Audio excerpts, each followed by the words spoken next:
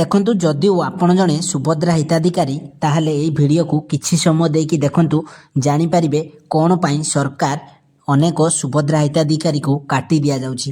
ଦେଖନ୍ତୁ, ଯଦିଓ ଆପଣ ସୁଭଦ୍ରା ଯୋଜନାର ଟଙ୍କା ପାଉଛନ୍ତି, ଯଦି ଆପଣଙ୍କର କୌଣସି ବି ପୁଅ କିମ୍ବା ଝିଅ ସରକାରୀ କଲେଜରେ ପାଠ ପଢ଼ୁଛି ତାହେଲେ ଆପଣ ପାଇବେନି ସୁଭଦ୍ରା ଯୋଜନାର ଟଙ୍କା।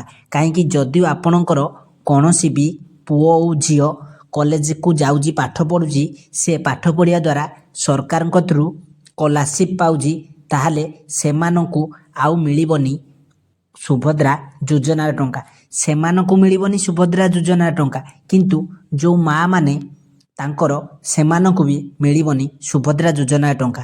କାହିଁକି? ଏମିତି କେସ୍ ବର୍ତ୍ତମାନ ବହୁତ ଆସିଛି ମୋ ପାଖକୁ କି ଦେଖନ୍ତୁ, ଯଦିଓ ତାଙ୍କର ଝିଅ କଲେଜରେ ପାଠ ପଢ଼ୁଛି ତାହେଲେ ମାଆଙ୍କର ସୁଭଦ୍ରା ଯୋଜନାକୁ କାଟି ଦିଆଯାଉଛି। ଯଦି ସେଇ କେସ୍ରେ ମାଆଙ୍କର ସୁଭଦ୍ରା ଯୋଜନାକୁ କାଟି ଦିଆଯାଉଛି, ତାଙ୍କର ପୁଅ ପାଠ ପଢ଼ୁଛି କଲେଜରେ, ତାହେଲେ ବି ସେଇ କେସ୍ରେ ମାଆଙ୍କର ବି ସୁଭଦ୍ରା ଯୋଜନାକୁ କାଟି ଦିଆଯାଉଛି। କାହିଁକି କାଟି ଦିଆଯାଉଛି? ସେମାନେ ଯେଉଁ ସ୍କଲାରସିପ୍ ପାଉଛନ୍ତି ସେଇ ସ୍କଲାରସିପ୍ ଆଧାରରେ ହିଁ ଏମାନଙ୍କୁ ସବୁ କାଟି ଦିଆଯାଉଛି।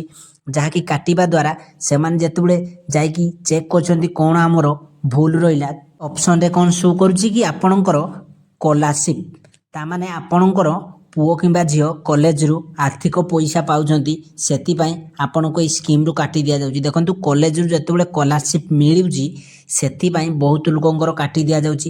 ଏହାର ଗୋଟିଏ ସଲ୍ୟୁସନ୍ ଅଛି।